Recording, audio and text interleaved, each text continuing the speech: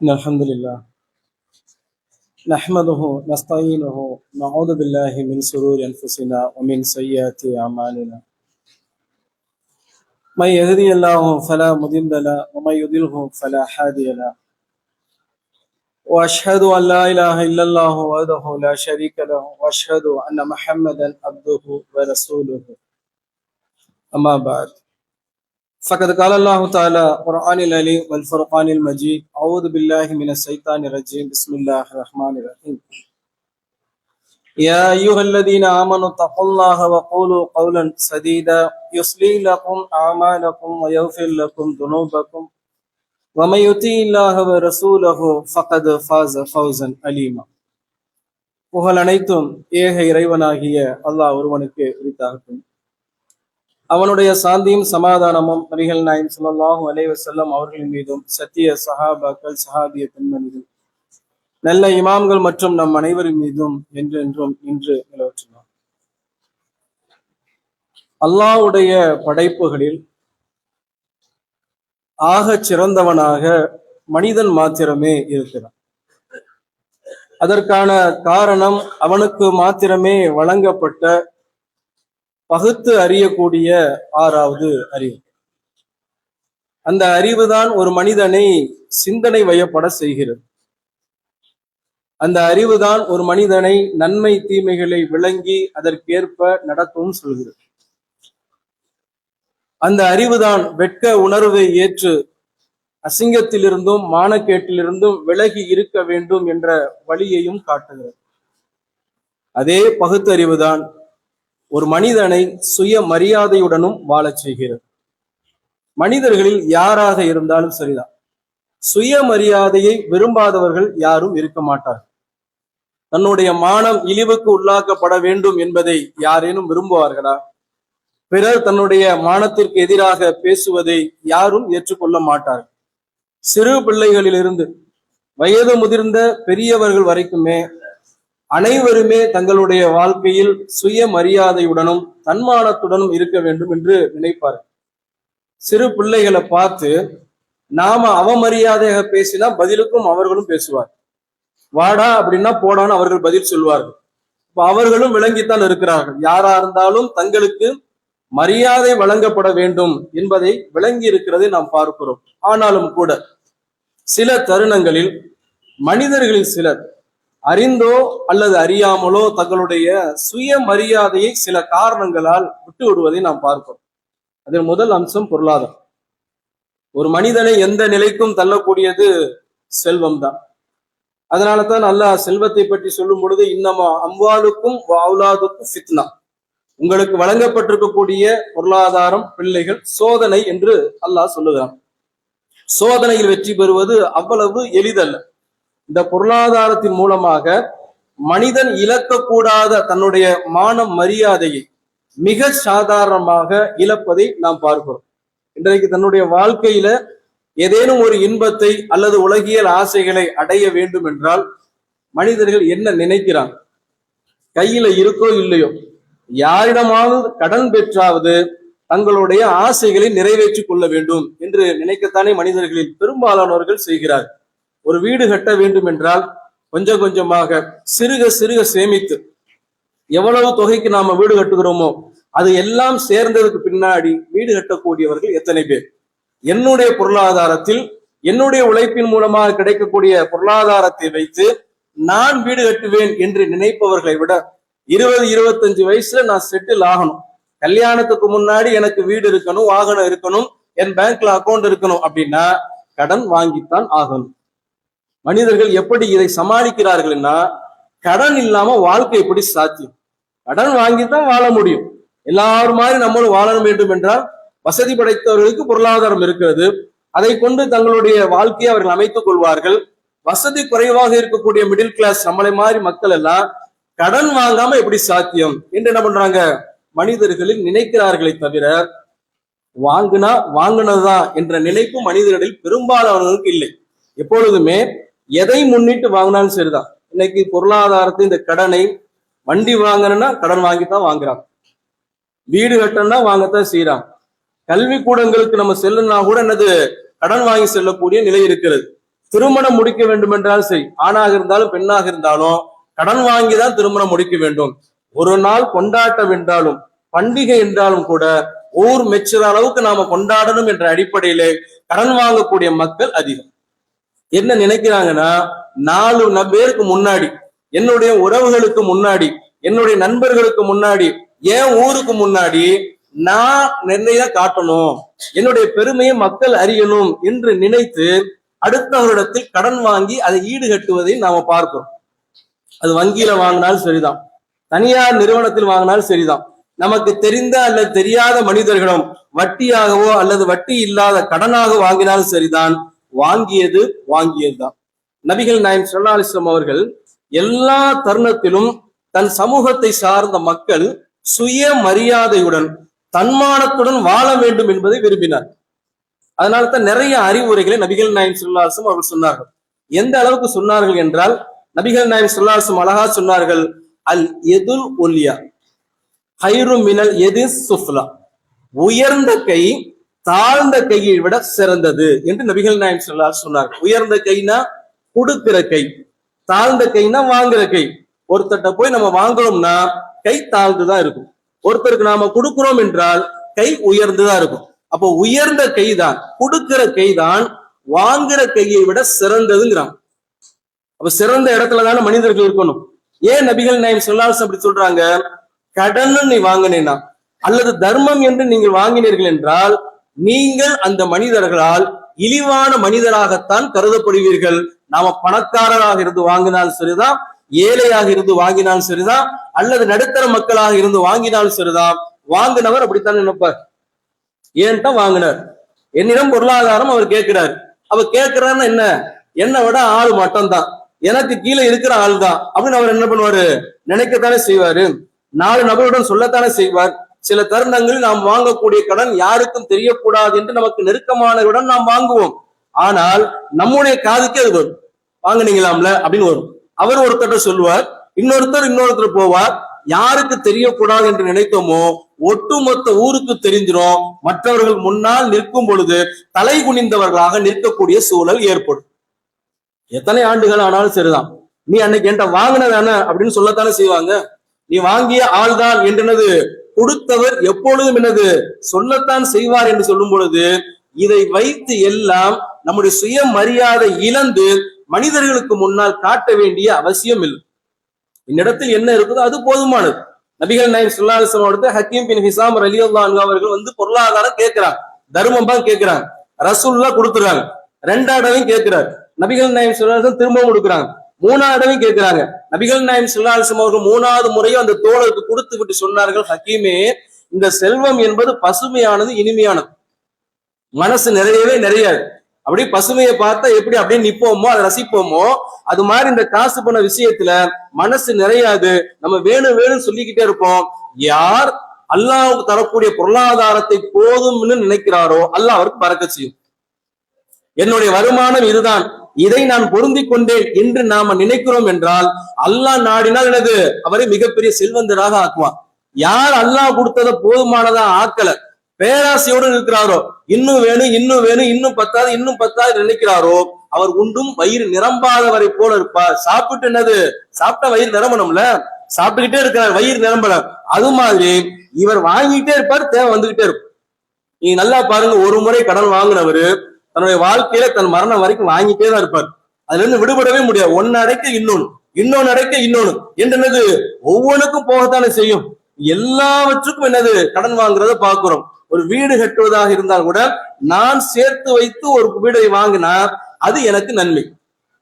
நான் போய் கடன் வாங்கினா ஒரு மாசம் எனக்கு கட்டல என்ன பண்ணுவான், வாசல்ல வந்து நிப்பானா இல்லையா, கடுமையாக பேசுவானா இல்லையா, மான மரியாதை அப்ப போகுமா இல்லையா. அப்ப அதுக்கு நாம் அஞ்சலும். நாளைக்கு நாம கட்ட முடியாம போயிட்டா அந்த நிறுவனத்தை சார்ந்தவர் அல்ல அந்த மனிதர்கள் நம்ம எந்த அளவுக்கு கேள்வி கேட்பாங்க, அசிங்கமா பேசுவாங்க, அடுத்து அந்த தெருவில் நடக்க முடியுமா என்ற சிந்தனை சுயமரியாதை மிக்க தன்மான மிக்க எல்லா மனிதரிடத்திலும் இருக்கும். வாங்கணும்னு நினைக்கும் பொழுது நான் வாங்க மாட்டேன் என்று உறுதியாக இருந்தால் அல்லாஹ் நம்மை அப்படி ஆக்குவான். நபிகள் நாயகம் ஸல்லல்லாஹு அலைஹி வஸல்லம் அவர்கள் அழகா அதையும் சொல்லி தர்றாங்க. ஒரு மனிதர் யாரிடமும் கையேந்தாமல் சுயமரியாதையுடன் இருக்கணும்னு நினைக்கிறார். அப்படி வாழ்றாரு. என்னதான் அவர் பிடிச்சி இழுத்து பிடிச்சி தள்ளினாலும் சரிதான், யார்ட்டையும் கையேந்த கூடாது, நான் என்னது அல்லாவை தவிர யார்ட்டையும் கையேந்த மாட்டேன் என்று அவர் உறுதியாக அவர் இருப்பாரையானால் அல்லாஹ் அவரை அவ்வாறே ஆக்குகிறான். சுயமரியாதை மிக்கவனாக அல்லாஹ் ஆக்குறான். நபிகள் நாயகம் ஸல்லல்லாஹு திரும்ப சொல்றாங்க, யார் ஒருவர் அல்லாஹ்விடத்தில் பிரார்த்தனை செய்கிறார், இறைவா மனிதனிடத்தில் என்னை தேவையற்றவனாக ஆக்குங்கிறார். தேவையற்றவனாக ஆக்குனா ஓன்ட்ட நான் தேவையுடையவன், அல்லாட்ட நம்ம அனைவரும் என்னது தேவையுடையவர்கள், அல்லாட்ட நம்ம கேட்க போறோம், ஓன்ட்ட நான் கேட்கணும், ஓன்ட்ட நான் தேவையுள்ளவனா இருக்கிறேன். ஆனா மனிதனிடத்துல போய் நான் நிக்க கூடாது, மனிதனிடத்தில் என்னது நான் தேவையற்றவனாக ஆக்க வேண்டும் என்று அல்லாஹ்விடத்தில் நீங்கள் பிரார்த்தனை செய்தீர்கள் என்றால் அல்லாஹ்வுடைய தூதர் ஸல்லல்லாஹு அலைஹி வஸல்லம் சொல்றாங்க, யுக்னிஹில்லா அல்லாஹ் அவரை அவ்வாறு ஆக்குகிறான். மனிதனிடத்தில் தேவையற்றவராகவே அல்லாஹ் அவரை ஆக்குகிறான் என்று நபிகள் நாயகம் ஸல்லல்லாஹு அலைஹி வஸல்லம் சொல்லுகிறார்கள் என்றால், நமக்கு வழங்கப்பட்டதை பொருந்தி கொண்டோமேயானால் நிச்சயமாக சுயமரியாதையுடன் வாழும். எப்ப மேல பார்க்க ஆரம்பிச்சு வச்சுங்க, அவனை மாதிரி வாழணும், இவனை மாதிரி வாழணும், என் உறவுக்கார அப்படி இருக்கான், என் ஊர்க்கார அப்படி இருக்கான், என் தெருவுக்கார அப்படி இருக்கிறான், அவனம் அடுத்தவர்கள் போல நம்ம வாழ நினைத்தோம் என்றால் நம்முடைய மானம் மரியாதை பாதிக்கப்படும். நபிகள் நாயகம் ஸல்லல்லாஹு அலைஹி வஸல்லம் அவர்களை போல நம்ம வாழ்ந்தோம் என்று சொன்னால் நிச்சயமாக நம்முடைய மான மரியாதை எந்த தருணத்திலும் பாதிக்கப்படாது. இன்னைக்கு கல்விக்கெல்லாம் கடன் வாங்குறாங்களா இல்லையா? பெரிய எஜுகேஷன்ல சேர்த்துட்டேன், வேற வழி இல்ல, காசு பணம் கேட்கிறாங்க, அப்ப கட்டுறதுக்கு என்ன இடத்தில் இல்லை என்று சொல்லி இயலாதவர்கள் கூட தங்களுடைய இயலாத நிலையை மறந்து விட்டு என்ன பண்றது, பெரிய படிப்புகளை போய் சேர்க்கிறத பார்க்கிறோம். இன்னைக்கு எல்கேஜில இருந்து 12th வரைக்குமே தமிழக அரசின் சார்பாக சமச்சீர் கல்வி. நீங்க ஸ்டேட் போர்டை பொறுத்த மட்டும் கவர்மெண்ட் ஸ்கூல்ல படிச்சாலும் சரிதான், மெட்ரிகுலேஷன்ல படிச்சாலும் சரிதான், ஒரே எஜுகேஷன். ஆனா என்ன பண்ணுவாங்க, மக்கள்ல கவர்மெண்ட் ஸ்கூல்ல சேர்க்க மாட்டாங்க, கார்பரேஷன் ஸ்கூல்ல சேர்க்க மாட்டாங்க. ஏன்? கார்பரேஷன் ஸ்கூல்ல சேர்த்தா ஊர்க்காரன் உறவுக்காரன் என்ன உன் பிள்ளைய போய் கார்பரேஷன் ஸ்கூல்ல சேர்த்து இருக்கிற, ஏன்னா கொஞ்சம் காசு பணத்தை வச்சு ஒத்த பிள்ளை தானே வச்சிருக்க, நல்லா படிக்கவே அப்படின்னு நினைப்போம், சொல்லுவாங்க. இப்படி சொல்லுவார்களே என்பதற்கு என்ன பண்ணுவாங்க, காசு பணத்தை வட்டிக்கோ கடனுக்கோ வாங்கி மெட்ரிகுலேஷன் ஸ்கூல்லயே சிபிஎஸ்சிலயே இன்டர்நேஷனல் சேர்த்தனது என் பிள்ளையும் பாரு. இது அசிங்கம் தானே? அடுத்தவங்கள்ட்ட வாங்கி நம்மளுடைய பெருமையை நம்ம காட்டினா ஊர் உலகத்துக்கு நம்ம பற்றி தெரியுமா தெரியாது. நாம என்ன நினைக்கிறோம்னா, அவங்களுக்கு முன்னாடி என்னன்னா வேறு மாதிரி வெளிப்படுத்துகிறேன், உயர்ந்தவனா காட்டுகிறேன்னு நினைக்கிறோம். என்னுடைய குடும்பத்துல என்னுடைய ஊர்ல என் வருமானம் என்னன்னு எனக்கு மற்றவங்களுக்கும் தெரியும், என்னுடைய நிலைமை என்னன்னு மற்றவங்களுக்கும் தெரியும். அவர்களுக்கு முன்னால் போலியாக நடித்து எனக்கு என்ன போகுது, எனக்கு முன்னாடி வேணா பேசுவாங்க, பசியா காசு பணத்தை வாங்கி என்னது ஆகோகன் வாழ்றாரு, போனதுக்கப்புறம் சொல்லுவாங்க மானங்கட்டவை அடுத்தவன் கையேந்தி வாங்கிதான் இப்படி நல்லா இருக்கிறான் அப்படின்னு என்ன பண்ணுவாங்க, நம்ம போனதுக்கு பின்னாடி பேசுவார்கள் என்றால் இது தன்மானம் பாதிக்கப்படத்தானே செய்கிறது. அப்ப இதுல நம்ம கவனமா இருக்கணும். அது அவசியம் இல்லை, வாடகை வீட்டில் வாழ்ந்தாலும் சரிதான், அடுத்தவன்ட்ட கை நீட்டி நான் காசு வாங்க மாட்டேன் என்று நாம சுய மரியாதையுடன் நாம விடாப்புடியாக இருப்போம் என்றால் அல்லாஹ் அப்படித்தான் நம்மை வாழ செய்வோம். நபிகள் நாயகம் ஸல்லல்லாஹு அலைஹி வஸல்லம் தங்களுடைய 63 ஆண்டு காலத்துல ஒரே ஒரு சந்தர்ப்பத்தை தவிர்த்து வேறு எந்த தருணத்தையும் கடன் வாங்கணும். ஒரே ஒரு சந்தர்ப்பத்துல தான் ஒரு சின்ன ஒட்டக குட்டிய ரசூலுல்லாஹ் ஒருத்தட்ட கடன் வாங்குறாங்க. அதை கூட என்னது குறுகிய காலத்தில் நபி ஸல்லல்லாஹு அலைஹி வஸல்லம் அவர்கள் அதை விட பெரிய பெரிய வயது உடையதாக சிறந்ததாக நபிகள் நாயகம் ஸல்லல்லாஹு அலைஹி வஸல்லம் திருப்பிடுறாங்க, கொடுத்துறாங்க. அதே போல நபிகள் நாயகம் ஸல்லல்லாஹு அலைஹி வஸல்லம் தன்னுடைய மரண தருவாயில ஒருத்தட்ட அடகு வைக்கிறாங்க, கடன் வாங்கல், தன்னுடைய கவச ஆடையை அடகு வைத்து கோதுமை வாங்குறாங்க. அதுக்கு இது ஈக்குவல் ஆயிடுச்சு, அந்த கவச ஆடைக்கும் என்னது கோதுமைக்கும் ஈக்குவல் ஆயிடுச்சு. நபிகள் நாயகம் ஸல்லல்லாஹு அலைஹி வஸல்லம் அவர்கள் மரண தருவாயிலையோ மரணித்ததற்கு பின்போ நான் இந்த மனிதருக்கு கடன் கொடுத்தேன் அவர் தரவில்லை என்று சொல்லக்கூடிய ஒரு மனிதர் கூட இல்லை, இன்க்ளூடிங் குறைசி காஃபிர்கள்.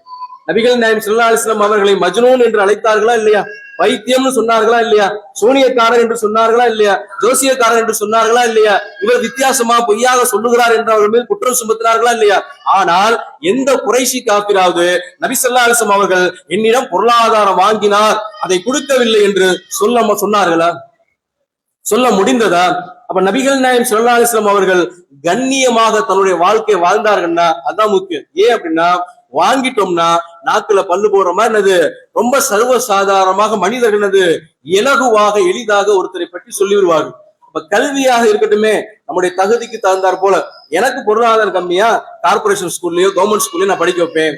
உயர்ந்த கல்வியா நல்லா படிச்சா இன்ஜினியரிங் டாக்டர், இப்பெல்லாம் என்னது நல்லா படிக்க மாட்டாங்க, மார்க் கம்மியா எடுப்பாங்க, 600 மார்க் 300 மார்க் 400 மார்க் எடுத்துட்டு மெரிட்ல போக முடியலன்னு சொல்லி இன்ஜினியரிங் போறதுக்கு என்னது லட்சக்கணக்கான ரூபாய் கடனை வாங்கி செலுத்துறது பார்ப்போம். கேட்டா என்ன சொல்லுவாங்கன்னா, கடன் வாங்கி படிக்கிறது ஒண்ணு தப்பு கிடையாதுல்ல, கடன் வாங்கி வேற காரியம் செய்யக்கூடாதான், கடன் வாங்கி படிக்கலாம்ல. ஏன் அப்படின்னா, இந்த ஔவையார் ஒரு பாட்டு பாடி வச்சிருந்தாங்கல்ல, கற்கை நன்றே கற்கை நன்றே பிச்சை புகழும் கற்கை நன்றே, பிச்சை எடுத்தாவது நீ படி அப்படின்னு ஔவையார் என்னது பாடிட்டு போயிட்டாங்க. அதனால என்னது பிச்சை எடுத்தாவது கடனை கொடுத்தாவது என்னது நானு என் பிள்ளையை படிக்க வச்சு நாளைக்கு உயர்ந்தவனா மாறுவானே அப்படின்னு சொல்லுவாங்க. அப்படி அல்ல. உண்மையிலே நாம் படிக்கக்கூடிய கல்வி என்பது அடுத்தவன்கிட்ட கையேந்த கூடாது என்ற சுயமரியாதை சொல்லிக் கொடுக்கும். அதை சொல்லிக் கொடுக்காத கல்வி என்ன? அவ கையேந்தி போய் அந்த கல்வியை கற்று என்ன பிரயோஜனம்? இப்ப இதுல நாம் என்ன பண்ணணும்னா கவனம் உடைய மனிதர்களாக இருக்கிறோம். இன்னைக்கு திருமணம் வரைக்கும் எவ்வளவு எளிமையாக இஸ்லாமிய மார்க்கத்தில் திருமணங்கள் வரைமுறை செய்யப்படுத்தாலும் கூட அடுத்தவர்கள் நம்மை பற்றி மிச்சணும், மூக்குல மிரள வச்சினது, இப்படி எல்லாம் ஒரு கல்யாணம் உலகத்துல எங்கேயுமே நடந்ததில்லை என்று நம்மை பற்றி 4 பேர் சொல்லணும் என்பதற்காகவே தகுதிக்கு மீறி கடன் வாங்கி திருமணம் முடித்து கடைசி வரைக்கும் கஷ்டப்படக்கூடிய எத்தனையோ பெற்றோர்கள் நம்ம பார்க்கிறோம். கடன் தான் மனுஷனை தற்கொலைக்கு தள்ளுகிறது. நிறைய தற்கொலைக்கு பின்புறமாக எது இருக்கு? கடனை வாங்கியாச்சு, கட்ட முடியல, மானம் போற அளவுக்கு கேள்வி கேட்கிறான், அநியாயம் பண்ணுகிறான், என்ன செய்வது, வேற வழி இல்ல. மானத்தை விரும்பக்கூடியவன் உயிரோடு இருந்தால் நமக்கு அசிங்கப்படுத்துவான், செத்து போயிடலாம் என்று சொல்லினது தற்கொலை செய்கிறார்கள் என்றால் இந்த நிலைக்கு தள்ளக்கூடிய அதன் பக்கம் ஒரு மூமினாக இருக்கக்கூடியவர் எந்த தருணத்திலும் போகக்கூடாது. திருமணமா என்ன இருக்கோ அதுதான். நீங்க நல்லா இஸ்லாத்தை கவனிச்சு பாருங்க. அல்லாஹ் ஸல்லல்லாஹு அழகா சொல்றாங்க, இன்ன தீன இஸ்ரும், இந்த மார்க்கம் என்பது எளிமையானதுங்கிறாங்க. எளிமையான மார்க்கத்தை கஷ்டமாக ஆக்கி வச்சது நாம ஆக்கி வச்சுட்டு அல்லாஹ் மேல பழிய போறோம். இறைவா அப்படின்னு என்ன பண்றோம்? அல்லாஹ்ட்ட கேட்டா அல்லாஹ் எப்படி தருவான்? திருமணம் என்று சொன்னால் எனக்கு என்ன இயலும்? நான் 1000 ரூபாய் மாசம் சம்பாதிக்கிறேன் அப்படின்னா அதற்குள்ளாகத்தான் திருமணம் முடிக்கணும்னா நான் திருமண விருந்தாக ஒரு ஆணாக என்ன இருமாத்தாலும் போடணும். ஒரு டீ தப்பு இல்ல, ஒரு பிஸ்கட் தப்பு இல்ல. நபிகள் நாயகம் ஸல்லல்லாஹு அலைஹி வஸல்லம் அவர்களே தன்னுடைய மனைவி சஃபியா ரலியல்லாஹு அன்ஹா அவர்களை திருமணம் முடிக்கும் போது கைஸ் என்று சொல்லக்கூடிய சாதாரண ஒரு பேரிச்சம்பளம் பாலாடை கட்டி கலந்த ஒரு உணவைத்தானே சஹாபாக்கள் கொடுத்தாங்க. அவர் என்ன நினைப்பார்கள் என்று நபி ஸல்லல்லாஹு அலைஹி வஸல்லம் நினைத்தார்களா? அதெல்லாம் நினைக்கல. நாம கடன் வாங்கி விருந்தளிக்க கூடாது. ஆனால் ஆணும் சரி கடன் வாங்கி கொடுக்குறான், பெண் வீட்டார் மீது சுமத்தப்பட்டு அவர்களும் என்னது கடன் வாங்கி கொடுக்குறாங்கன்னா இது என்னது? அப்ப நம்முடைய மான மரியாதை போகத்தானே செய்கிறது. இன்னும் சில பேர் பார்த்தோம்னா வரதட்சணையை கேட்டு வாங்குறத பார்க்கணும். பெண் வீட்டாரம் இருந்து வரதட்சணையை நகையா போடுங்க, காசா கொடுங்க, இடமா கொடுங்க, எப்படி எல்லாம் கேட்க முடியுமோ அப்படி எல்லாம் என்ன பண்றாங்க? கேட்கிறாங்க. இது கௌரவம் நினைக்கிறாங்க. இது கௌரவமே அல்ல. நம்முடைய வீட்டு வாசலில் ஒருத்தன் வந்து அம்மா சாமி என்று என்னது யாசகம் கேட்பதும் இது போன்ற பெண் வீட்டாரிடத்தில் வரதட்சணை கேட்பதும் ஒன்றுதான். உம்ம காசு, நம்ம காசா, நம்ம கொடுத்து வச்ச காசா, நம்ம உழைப்பில் வந்த காசா? ஒரு பெண்ணை திருமணம் முடிப்பதற்காக அந்த பெண்ணிடம் இருக்கக்கூடிய அத்தனையும் கொண்டு வா என்று கேட்பது மிகப்பெரிய யாசகம் இல்லையா? பெண்ணே செல்வம் தானே, இது பெருமை. நான் எங்க ஊர்ல எங்க உறவினரோட நான் தான் என்னது என் பையனுக்கு 50 பவுன் நகை வாங்கியிருக்கேன், 100 பவுன் நகை வாங்கியிருக்கேன், கார் வாங்கியிருக்கேன், பணம் வாங்கியிருக்கேன் என்று சொல்லுகிறோம் என்றால் இது உண்மையிலேயே யாசகம் தான். நாம வசதி உடையவராக இருந்தாலும் சரிதான், மணப்பெண்ணிடம் இருந்து ஒத்த பைசா நீங்க வாங்கினா உங்க கை கீழே இருக்கக்கூடிய கைதான், அது சிறந்தது இல்லை, அது தாழ்ந்தது என்று நபிகள் நாயகம் ஸல்லல்லாஹு அலைஹி வஸல்லம் அவர்கள் சொல்லுக்கிணங்கு ஆகும். நாளைக்கு மனிதர்கள் நம்மை பற்றி பேசுவார்கள், அல்லாஹ்வும் சுய மரியாதை அற்றவனாக வாழ்ந்த மனிதனுக்கு மறுமை நாளில் தண்டனை கொடுப்பான். ஏன்? அவன் கட்டளை இல்ல, அவன் கட்டளை மீறிட்டானது அல்லாஹ் அதற்குரிய தண்டனை தரத்தான் செய்வான். இதுல நமக்கு என்ன இருக்குதோ அதை கொண்டு நான் என் வாழ்க்கையை செலவழிப்பேன். இன்னைக்கு என்ற காசு இருக்கு, நான் சாப்பிடுறேன். இன்னைக்கு என்ற காசு இல்ல, நான் சாப்பிடாம கூட இருந்துருவேன். ஆனால் கடன் வாங்கிட்டுன்னு வச்சுங்களேன், சாப்பிட்டால் சாப்பிடலாலும் கட்டி ஆகும். என்ன பிரச்சனை ஆனாலும் சரிதான். நம்ம என்னது மருத்துவமனைக்கு போனாலும் கூட என்னது கடனை கட்டித்தான் ஆகணும். அது அரசாக இருந்தாலும் சரிதான், தனியார் நிறுவனமாக இருந்தாலும் சரிதான், யாராக இருந்தாலும் சரிதான், பொருளாதாரத்தை விட்டு கொடுக்க மாட்டார்கள். கடனை வாங்கி அவனுக்கு முன்னால் தலை குனிந்து நிற்பதை விட நான் எனக்குரியதை போதுமாக்கி கொண்டு தலை நிமிர்ந்து தன்மானத்துடன் வாழ்வேன் என்று நினைப்பதுதான் ஒரு மூமியினுடைய ஆக சிறந்த பண்பாக இருக்க வேண்டும். இது சொல்ல போனா சில பேரு சொந்த தொழில் வச்சிருப்பாங்க, நல்ல முறையில போய்கிட்டு இருக்கும், திடீர் நஷ்டமாயிருக்கும். அல்லாஹ்வுடைய நாட்டம் தானே, யானைக்கும் அடி செருக்கும் தானே. ரொம்ப சிறந்த அறிவாளி, சிறந்த திட்டமிடக்கூடிய யாராக இருந்தாலும் சரிதான், ஒரு நேரம் இல்ல ஒரு நேரம் என்னது மனிதன் என்றால் என்னது தோல்வி சகஜம்தான், வெற்றி எப்படியோ தோல்வி அப்படிதான். ஆனா என்ன நினைப்பாருன்னா அவரு தன்னுடைய வாழ்க்கையில தோத்துருவார். அடுத்தவர்கிட்ட போய் எப்படி தொழிலாளியா போய் நிக்கிறது நினைப்பார். இவ்வளவு காலம் முதலாளியா வாழ்ந்துட்டேன், 4 பேருக்கு வேலை கொடுத்து பழகிட்டேன், இன்னைக்கு என்கிட்ட பொருளாதாரம் இல்லாம போச்சு, என்னுடைய என்னது தொழில் ஒண்ணும் இல்லாம போச்சு, எப்படி போய் இன்னொருத்தன்ட்ட போய் கை நீட்டி நான் என்னது தொழில் செய்வது? தொழிலாளியா போய் நிப்பது என்ன பண்ணுவாரு? சொல்லிட்டு வீட்டுக்கு சாப்பிடுக்கு அவர் வெளியில போய் கடன் வாங்குவார். எதை இழிவா நினைக்கிறாரு? உழைத்து சம்பாதிப்பதை இழிவாக நினைக்கிறார். உழைக்காமல் ஒருத்தரம் வாங்குவதை அதை என்னது பெருமையாக நினைக்கிறார். இன்னும் சில பேர் படிச்சிருப்பாங்க, படிச்ச படிப்புக்கு தகுந்த வேலை கிடைக்காது. என்ன பண்ணுவாங்க? எந்த வேலைக்கு போக மாட்டாங்க. நான் என்ன படிச்சிருக்கேன், நான் ஐஏஎஸ்க்காக ப்ரிப்பேர் ஆயிருக்கேன், எனக்கு கிடைக்கல, அதனால நான் என்னது எந்த வேலையும் பார்க்க மாட்டேன் அப்படின்னு என்ன பண்ணுவாங்க? இருப்பாங்க. தன்னுடைய தேவைக்கு அடுத்தவங்கள்ட்ட கையேந்துவாங்க. நம்மளுடைய முயற்சி எப்பொழுதும் விடவே கூடாது. நம்முடைய லட்சியத்தை அடைவதில் நாம முயற்சித்து கொண்டே இருக்க வேண்டும், அதுல தப்பு கிடையாது. ஆனால் அதற்காக இன்னொரு மனிதனை கேட்கக்கூடிய சூழல் வரும் பொழுது நான் என்ன செஞ்சாலும் என் வேலை செஞ்சு நான் பொழைச்சுக்கிருவேன் அப்படின்னு நினைப்பதுதான் தன்மானத்துடன் வாழக்கூடிய செயல். நபிகள் நாயகம் ஸல்லல்லாஹு அலைஹி வஸல்லம் அவர்கள் தாவூத் அலைஹிஸ்ஸலாமை பற்றி சிறப்பித்து சொல்லுவாங்க. அதுல ஒரு விஷயம் என்ன தெரியுமா? தாவூத் அலைஹிஸ்ஸலாம் தன் கையால் உழைத்து உண்ணக்கூடியவர். நான் ஏன் ரசூலுல்லாஹ் சொன்னாங்க? அதே பர்டிகுலரா தாவூத் அலைஹிஸ்ஸலாமை மேற்கோள் காட்டி ரசூலுல்லாஹ் சொன்னாங்க. தாவூத் அலைஹிஸ்ஸலாம் மன்னர், நபி. மன்னர்னா எப்படி? இன்னை வரைக்கும் பாத்துக்கீங்க, முதலமைச்சராக இருக்கட்டும், பிரதமராக இருக்கட்டும், மக்களுடைய வரிப்பணத்தில் இருந்தாலும் பொருளாதாரத்தை எடுக்கிறாங்க. மன்னர் என்றால் அன்னைக்கு எப்படி? யாரும் எந்த கேள்வி கேட்க முடியாது. மன்னர் சொன்னதா என்னது? மக்களுக்கு என்னது கட்டளை. என்ன சொன்னாலும் தலையாட்டிட்டு போய்கிட்டே இருக்க வேண்டியதான். அப்ப மன்னர் நினைச்சா மக்களுடைய ஹசானாவிலிருந்து எவ்வளவு வேணாலும் எடுத்துக்கொள்ள முடியும். ஆனால் தாவூத் அலைஹிஸ்ஸலாம் மன்னராக இருந்தாலும் தன் கையால் உழைத்துதான் அந்த பொருளாதாரத்தை ஈட்டினார்களே ஒழிய மன்னன் என்பதற்காக அரசு கஜானாவிலிருந்து நபி தாவூத் அலைஹிஸ்ஸலாம் எடுக்கலன்னா அதுதான் ரசூலுல்லாஹ் மேற்கோள் காட்டுறாங்க. தாவூத் அலைஹிஸ்ஸலாம் மன்னராக இருந்தார், ஆனால் என்ன பண்ணல? யார்ட்டையும் போய் கையேந்தல, உழைச்சு என்ன பண்ணாரு? அவர் சாப்பிட்டார் என்று நபிகள் நாயகம் ஸல்லல்லாஹு அலைஹி வஸல்லம் அவர் சொல்லுகிறார் என்றால் அப்படித்தான் நாம் நினைக்கணும். எந்த வேலையும் என்னது ஹலாலான எந்த வேலையும் இழிவல்ல. ஹராமான வேலைதான் இழிவானது, அநியாயத்திற்குரியது. ஹலாலான வேலை என்றால் அதை செய்தேன் என்றால் அதன் மூலமாக எனக்கு பொருளாதாரம் கிடைத்து நான் சம்பாதித்து பிறருக்கும் தர்மம் செய்வதுதான் சிறந்தது என்று நபி ஸல்லல்லாஹு அலைஹி வஸல்லம் சொல்றாங்க. இந்த அளவுக்கு சொல்றாங்க தெரியுமா? ஒரு மனிதர் காலையில் எழுந்து கயிறை கட்டிக்கிட்டு காட்டுக்கு போய் விறகு வெட்டி தன்னுடைய தோளில் சுமந்து வந்து அதை விற்று தனக்கும் எடுத்துக்கொண்டு சுய மரியாதையுடன் யாரிடமும் கேட்காமல் அவர் தர்மமும் செய்கிறாரே, அதுவும் ஒருத்தர் தர்மம் செய்யாமல் வேலை செய்யாமல் அடுத்த இடத்துல யாசகம் கேட்கிறாரு, இது ரெண்டும் ஒண்ணு இல்லை, இதை விட அது சிறந்துட்டான். இது சிறந்ததான். சாதாரண விறகு வெட்டுற வேலை, சாதாரண விறகு வெட்டுற வேலை என்னது? வெட்டி யார்கிட்டையும் கையேந்தாம தனக்குரிய வாழ்க்கை அவர் வாழ்ந்துகிறார். அதுலயும் அவர் என்ன பண்றாரு? தர்மம் செய்கிறார்.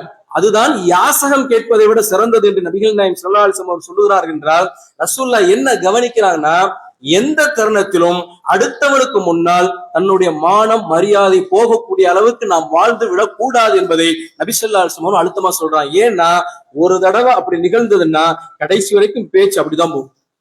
கடைசி வரைக்கும் மனிதர்கள் என்ன பண்ணுவாங்க? அப்படித்தான் பேசுவார்கள் என்பதை நாம பல தருணங்களை பார்த்து கொண்டுதானே வருகிறோம். யாரும் நம்மை பற்றி நீ இப்படித்தான், என்னிடம் கையேந்தியவன் தானே என்று கேட்டு விடாத அளவுக்கு அல்லாஹ்விடத்தில் மாத்திரமே என் கையை ஏந்தக்கூடியவனாக நான் சுயமரியாதை மிக்கவனாக வாழ வேண்டும் என்று நாம நினைக்கும். அது போல அடுத்தவருடைய மானம் மரியாதையிலும் விளையாடக்கூடாது. நாம எப்படி மரியாதையுடன் கண்ணியமாக நடக்கணும்னு நினைக்கிறோமோ பிற மனிதர்களுடைய மானம் மரியாதையிலும் விளையாடப்படக்கூடாது. இதுல நாம கவனமாக இருக்க வேண்டும். நபிகள் நாயகம் ஸல்லல்லாஹு அலைஹி வஸல்லம் அவர்களை பார்த்து அல்லாஹ் நமக்கு சொல்றான், நபியை நீங்கள் சொல்லுங்கள். என்ன சொல்லுங்க? இன்னமா அன பஷரும் மிஸ்லுக்கும், நான் உங்களை போன்ற மனிதன் தான். ரசூலுல்லாஹ் நமக்கு சொல்றாங்க, நம்மை பார்த்து சொல்றாங்க, நான் ஒன்னும் மலக்கெல்லாம் கிடையாதுப்பா, நான் ஒன்னும் கடவுள்லாம் கிடையாதுப்பா, எனக்கு எந்த அதிகாரம்லாம் கிடையாதுப்பா, நான் நினைச்சதெல்லாம் நடக்கும்லாம் சொல்ல மாட்டேன், நான் ஒரு சாதாரண மனுஷன், அவ்வளவுதான் வித்தியாசம். உங்களுக்கும் எனக்குமான வித்தியாசம் என்ன தெரியுமா? யூஹா இளைய அன்னமா இலாஹுக்கும் இலாஹு வாஹித், அல்லாஹ்விடம் இருந்து உங்கள் இறைவன் ஒருவன் தான் என்ற செய்தி வருது, அவ்வளவுதான். நபி, நான் ஒரு மெசஞ்சர். மற்றபடி என்னது? உங்களை மாதிரி மனுஷன். என்ன நீங்க தலையில தூக்கி வச்சு கொண்டாட நினைச்சு உங்களை நீங்க இழிவானவர்களாக ஆக்கி விடாதீர்கள் அப்படின்னு ரசூலுல்லாஹ் சொல்றாங்க.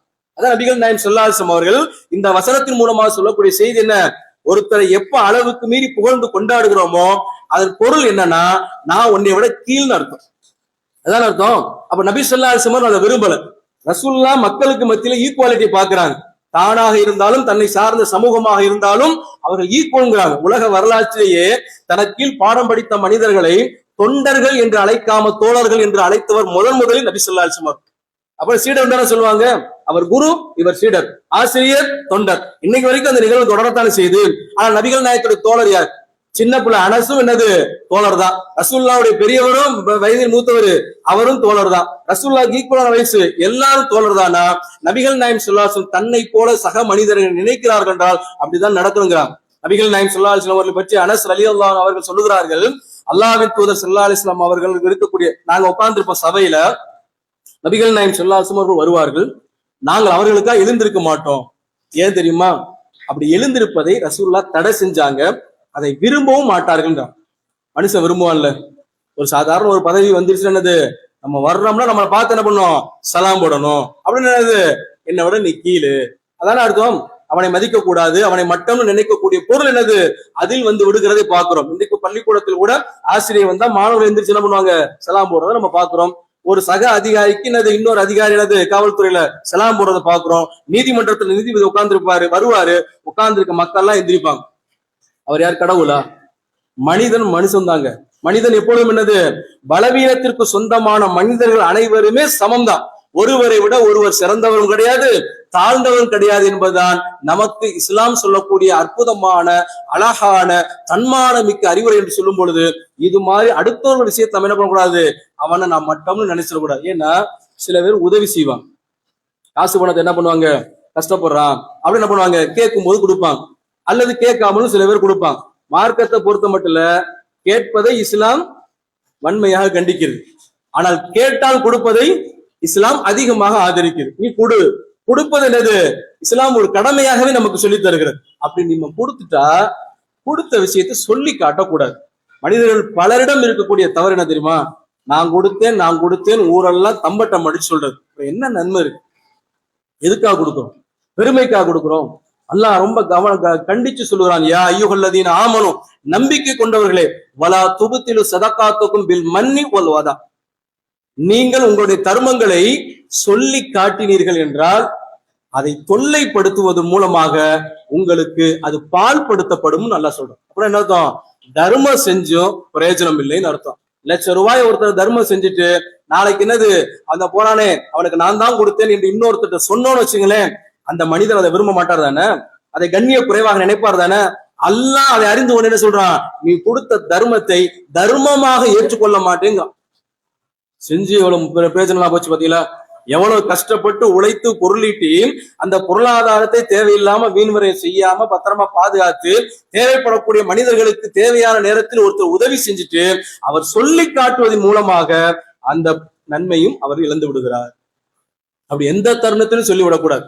நபிகள் நாயகம் ஸல்லல்லாஹு அலைஹி வஸல்லம் அவரிடத்துல ஐஸ் பின் சாது என்று சொல்லக்கூடிய ஒரு நபித்தோலை வந்து சொல்றாரு. அவர் ஈராக்ல உள்ள ஹியரா அப்படிங்கிற சொல்ல ஊருக்கு போறாரு. அங்க உள்ள தலைவர்களுக்கு அந்த மன்னர்கள் மக்கள் எல்லாம் என்ன பண்றாங்கன்னா காலில் விழுந்து என்ன பண்றாங்க, வணங்குறத அவர் பாக்குறாரு. பார்த்த உடனே அவர் மனசுக்கு தோணுது, இவரை விட ரசூலுல்லாஹ் பெட்டர், இவரை விட என்னது நபி ஸல்லல்லாஹு அலைஹி வஸல்லம் அவர்கள் நாம சிரம் பண்ணிவதற்கு தகுதியானவர் தானே அப்படின்னு மனசுல நினைச்சுக்கிட்டு ரசூலுல்லாஹ் சந்திக்கும் போது சொல்றாரு, அல்லாஹ்வின் தூதரே, இந்த மாதிரி ஹியராங்கிற ஊருக்கு நான் போனேன், அங்க உள்ள தலைவருடைய கால்கள்ல மக்கள் எல்லாம் விழுந்தாங்க, அதை விட சிறந்தவர் நீங்க, உங்க காலில் விழுறதுக்கு நீங்க தான் தகுதியானவங்களா. ரசூலுல்லாஹ் அவர் பார்த்து சொல்றாங்க, நான் இறந்ததுக்கு பின்னாடி என் கபரை நீ கடந்து போனா அதுலயும் விழுந்து வணங்குவியான்னு கேட்கிறேன். மாட்டேன் அப்படிங்கிறார். ஆம், செய்யக்கூடாது அப்படின்ட்டார். ரசூலுல்லாஹ் சொல்லியிருக்கலாம்ல, விழு, எவ்வளவு பெரிய ஆள் தெரியுமா, நானு அந்த மன்னரை விட நான் பெரிய ஆள், மன்னருக்கெல்லாம் மன்னர். ரசூலுல்லாஹ் சொல்லலாம்ல, நீங்க சொல்றாங்களா இல்லையா? சட்டசபையில உட்கார்ந்து கொண்டு பல ஆண்டுகள் என்னது அனுபவம் மிக்க ஒரு கட்சியை சார்ந்த ஒரு அமைச்சர் என்ன பண்றாரு, சாதாரண ஒரு மனிதரை முதலமைச்சரை பார்த்து கடவுள்களுக்கெல்லாம் கடவுள் என்று என்னது போற்றுகிறார் என்றால் பதவி யாச மனுஷன் எப்படி பாடுபடுத்து பாத்தீங்களா? கடவுள் என்று யாரை அணைக்கணும்? அல்லாஹ் ஒருவனை தானே. ஒருவன் அப்படிங்கிறத உறுதியா சொல்வதற்கு தான் அத்தனை நபிமாரும் வந்தார். நபிமாறு வந்ததற்கான காரணம் என்ன? எல்லா நபிமாருடைய வருகைக்குரிய ஆரம்பம் என்ன? மக்கள் ஒன்றுக்கு மேற்பட்ட கடவுள்களை அல்லாஹ்வுக்கு இணை கற்பிக்கக்கூடிய தருணத்தில் அது கூடாது என்று அல்லாஹ் கோபம் கொண்டு அதே தருணத்தில் அந்த மக்கள்கள் வழி தவறாமல் நேர்வழி பக்கம் வரணுங்கிறதுக்காக அதே மனிதர்கள் மீது ரஹமத்தும் கொண்டு நீங்க போங்க என்று நபிமார்களை அனுப்பும் பொழுது அந்த செய்தியை நம்ம மறுத்தா, தன்னை முஸ்லீம் என்று சொல்லி நபிகள் நாயகம் ஸல்லல்லாஹு அலைஹி வஸல்லம் அவர்கள் என்னுடைய தூதர் என்று சொல்லிக் கொண்டு நாம இன்னொரு மனிதரை கடவுள் என்று புகழ்ந்தா அது எவ்வளவு பெரிய அநியாயம். அது எவ்வளவு, அப்ப அவர் தன்னைத்தானே மட்டப்படுத்துறார். இத்தனை வருஷம் அனுபவிக்க நான்லாம் ஒரு ஆளே கிடையாது, இன்னைக்கு நீங்க தான் பெரிய ஆள் என்று என்ன பண்றாரு, அவரை என்னது மட்டப்படுத்தி கொண்டு இன்னொருத்தரை புகழ்கிறார் என்றால் எந்த தருணத்தில் அந்த காரியத்தை நாம செய்து விடக்கூடாது. இன்னொரு மனிதனுடைய மானத்தை கண்ணியத்தை பறிக்கக்கூடிய உரிமை நமக்கு இல்லவே இல்லை. நபிகள் நாயம் ஸல்லல்லாஹு அலைஹி வஸல்லம் ஹஜ்ஜத்துல் விதா கடைசி ஹஜ், அதான் முதல் ஹஜ் கடைசி ஹஜ், மீனாவில் இருக்கும்போது நபிகள் நாயம் ஸல்லல்லாஹு அலைஹி வஸல்லம் தன் மக்களுக்கு அழகான முறையில உரை நிகழ்த்துகிறார்கள். இந்த புனிதமான மாதத்தில், இந்த புனிதமான நகரத்தில் இந்த நாள் எவ்வளவு புனிதமோ அதுபோல ஒவ்வொரு மூமினுக்கும் இன்னொரு மனிதனுடைய உயிரும் உடமையும் மானமும் புனிதம் அப்படின்றார். அப்படின்னா புனிதத்துக்கு நிகர் புனிதம் தான். புனிதத்தை என்ன பண்ணக்கூடாது, இழிவுபடுத்தக்கூடாது, கேவலப்படுத்தக்கூடாது. ஒரு மனிதனுடைய உயிரை பறிப்பதற்கு இன்னொரு மனிதனுக்கு எப்படி அதிகாரம் இல்லையோ, அனுமதி இல்லையோ, அது ஹராமோ, இன்னொரு மனிதனுடைய உடைமை அவருடைய அனுமதி இல்லாமல் ஒரு மனிதன் பெறுவது பறிப்பது எப்படி ஹராமோ அனுமதி இல்லையோ, அதே போலத்தான் இன்னொரு மனிதனுடைய மானத்திற்கு எதிராக அவரை இழிவுபடுத்துவது நமக்கு எந்த விதமான அதிகாரம் கிடையாது. அது ஹராம் என்று நபிகள் நாயம் ஸல்லல்லாஹு அலைஹி வஸல்லம் அவர் சொல்லுகிறார் என்றால் நம்ம கொடுத்தோம் அப்படின்னா அதை கண்ணியமான முறையில மறைச்சு வச்சிருந்தோம்னா அல்லாஹ் மறுமையில பன்மடங்கா தருவானா இல்லையா? அதை வெளிப்படுத்தி சில பேர் சொல்ல, நாங்க எல்லாம் ஒண்ணுமே ஒரு பிரயோஜனத்துக்கு இல்லாத, ஒன்னத்துக்கு லாய்க்கு இல்லாத ஆள் என்கிட்ட கேட்டான், இன்னைக்கு வாங்கிட்டு என்னது பெரிய ஆள் ஆயிட்டா நம்மளை கண்டுக்க மாட்டேங்கிறான். ஏன் வாங்கினா அவங்களுக்கு சலாம் போடணுமா? வாங்கினா ஒவ்வொரு நாளும் பார்த்து அண்ணே வணக்கம்னு சொல்லணுமா? ஒரு முறை ஒருத்தர் வாங்கி விட்டால் காலம் முழுக்க அவர் என்ன அடிமையா? அல்லாஹ் அப்படித்தான் படைத்திருக்கிறானா? அல்லாஹ்வுடைய அடிமைதான் மனிதர்கள் அனைவரும் என்று சொல்லும் பொழுது எந்த மனிதனை படைக்காமல் இருக்கக்கூடிய தருணத்துல மனுஷனுடைய உள்ளத்து அந்த எண்ணம் ஏற்படுது. நான் கொடுத்தேன், என்ன பாக்குறப்பெல்லாம் என்ன பண்ணணும், சலாம் சொல்லணும். என்ன பாக்குறப்பெல்லாம் என்னோட ஓடி ஓடி வந்து நிக்கணும், எனக்கு அடிமை மாதிரி வந்து நிக்கணும். ஒரு தடவை தெரியாம திரும்பி வச்சுங்க, எவ்வளவு திமிரு பாத்தீங்களா? வாங்கிட்டு கண்டுக்காம போறான் அப்படின்னா நீங்கள் கொடுத்தது எதற்கு? அல்லாஹ்வுக்காக தானே. அல்லாஹ் எனக்கு தருவான் என்பதற்கு தானே. அல்லாஹ்வுடைய அருளும் மன்னிப்பும் சுவனமும் கிடைக்க வேண்டும் என்பதற்கு தானே. அதுவே கிடைக்காம போயிடும். அல்லாஹ் சொல்றான், நீங்க சொல்லி காட்டுனீங்கன்னா அது அவர்களுக்கு தொல்லை. அப்படி நீங்க அவர்கள் தொல்லை தந்தா உங்களுடைய அமல் பாலாகிவிடும் என்று அல்லாஹ் கடுமையாக எச்சரிக்கும் பொழுது நாம இந்த விஷயத்துல கவனமுடையவர்களா இருக்கணும். என்னுடைய மானம் மரியாதை தன்மானமும் பாதிக்கப்படக்கூடாது. என்னால் எந்த மனிதனுடைய தன்மானமும் மரியாதை பாதிக்கப்படக்கூடாது என்று நாம வாழ்ந்தோம் என்று சொன்னால் அல்லாஹ்வுடைய கட்டளை ஏற்று வாழ்ந்ததற்காக அல்லாஹ் மறுமையிலே நம்மை சுவனத்தில் ஒன்றிணைப்பான் என்று கூறிய முதல் உரையை நிறைவு செய்யும்.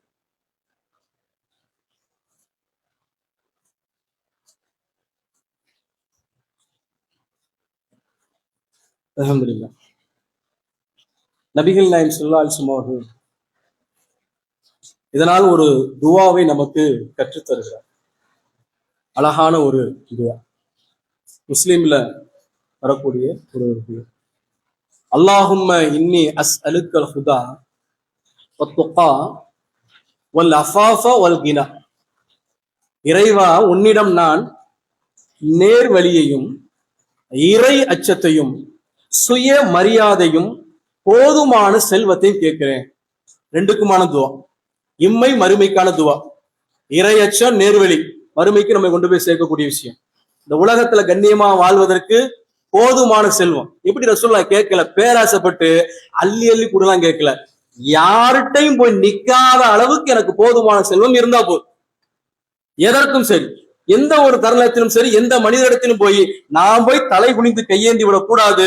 போதுமான செல்வத்தையும் கொடு, சுய மரியாதையும் கொடு என்று நபிகள் நாயம் ஸல்லல்லாஹு அலைஹி வஸல்லம் அவர்கள் அடிக்கடி அல்லாஹ்விடத்தில் கேட்டார்கள் என்றால் இந்த பிரார்த்தனை நாம கேட்கணும். நாம் நம்முடைய வாழ்க்கை முறையை திருத்திக் கொள்வதோடு மட்டுமல்லாமல் அல்லாஹ்விடத்தில் பொறுப்பு சாட்டி, இறைவா நீதான் என்னை கண்ணியமான மனிதனாக வாழ வைக்க வேண்டும் என்றால் அவனிடத்தில் தான் நம்ம பிரார்த்தனை செய்ய வேண்டும். அல்லாஹ்விடத்தில் பிரார்த்தனை செய்தால் அல்லாஹ் அதை அங்கீகரித்து நம்மை அவ்வாறாகவே வாழ வைப்பான். நாம தானே முயற்சி செய்யணும், நாம தான் விலகி நிற்கணும். எதற்காகவும் சரி, எதன் பொருட்டும் சரி, யார்ட்டையும் வாங்க மாட்டேன், எந்த விதத்திலும் சரி, அது கடனாக அது எதுவாக இருந்தாலும் சரி, தர்மமாகவோ கடனாகவோ, அது திருமணத்திற்காக அல்லது நாம வீடு கட்டுவதற்காக வாகனம் வாங்குவதற்காக எதுவாக இருந்தாலும் சரிதான், நான் போய் யார்கிட்ட நிக்க மாட்டேன். எனக்கு இறைவா நீர் கொடுத்ததை கொண்டு நான் என்ன பண்ணுவேன், பொருந்திக் கொள்வேன் அப்படிங்கிற மனசையும் அல்லாஹ்ட்ட கேட்கணும். யார்ட்டையும் போய் நான் நின்று விடாத சுயமரியாதை கேட்கணும். நபிகள் நாயம் ஸல்லல்லாஹு அலைஹி வஸல்லம் இந்த பிரார்த்தனை கற்றுத்தந்தார்கள் என்றால் இதை அடிக்கடி நம்முடைய தொழுகையின் போதும் கூட நம்முடைய எல்லா நேரங்களிலும் இந்த பிரார்த்தனை கேட்டு சுய மரியாதை மிக்கவர்களாக வாழ வேண்டும் என்று கூறிக்கொள்கிறேன். ஒரு அறிவிப்பு, இன்ஷா அல்லாஹ் அடுத்த வார ஜும்மா உத்தமபாளையம் மர்கஸ் கட்டுமான பணிக்கான பொருளாதாரத்தை வேண்டினது உங்களுடைய ஜும்மா வசூலை அமைத்துக் கொள்ளுங்க. உத்தமபாளையத்தை உங்களுக்கு தெரியும், பள்ளிவாசல் நம்முடைய மர்கஸ் 1 கீழ்த்தளம் கட்டப்பட்டு இப்ப மேல்தளம் கட்டி கொண்டு இருக்கிறாங்க. அதற்கென்று என்னது பொருளாதாரம் அதிகமா தேவைப்படுது, கடனை வாங்கித்தான். மக்கள் கொடுக்கக்கூடிய பொருளாதாரத்தை வைத்து உடனுக்குடன் செய்ய முடியல, என்ன பண்றாங்க? இது இந்த மாதிரியான விஷயங்கள் என்னது அல்லாஹ்வுடைய பள்ளிக்காக அவங்க வாங்குறாங்கன்னு சொல்லும் பொழுது அல்லாஹ்வுடைய திருப்தியை நாடி என்ன பண்ணுங்க, அதிகமாக அடுத்த வாரம் ஜும்மாவுக்கு வரும்போது உங்களுடைய பொருளாதாரத்தை என்ன பண்ணுங்க, தாராளமா கொடுங்க. பணமாவும் கொடுக்கலாம், நகையாவும் கொடுக்கலாம், எதுவாகவும் கொடுக்கலாம். என்னிடத்துல பத்திரம் இருக்கு, இடம் இருக்குது, நான் இது அல்லாஹ்வுடைய பள்ளிவாசலுக்காக தர்றேன்னா அதை விட சிறப்பு மிக்க காரியம் என்ன?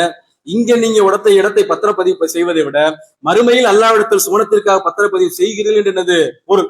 அதனால அதை என்ன பண்ணாதீங்க, நகை போயிருமே அது போயிருமே அப்படிலாம் கவலைப்படாம அல்லாஹ்வை நினைவு கூறக்கூடிய அல்லாஹ்வுடைய பள்ளிவாசலை விட உலகத்தில் சிறந்தது எது, அல்லாஹ்வுக்கு பிடித்தமானது எது உலகத்தில் அன்னது? நபி ஸல்லல்லாஹு அலைஹி வஸல்லம் என்ன சொல்றாங்க? பள்ளிவாசல் தான் சொல்றாங்க.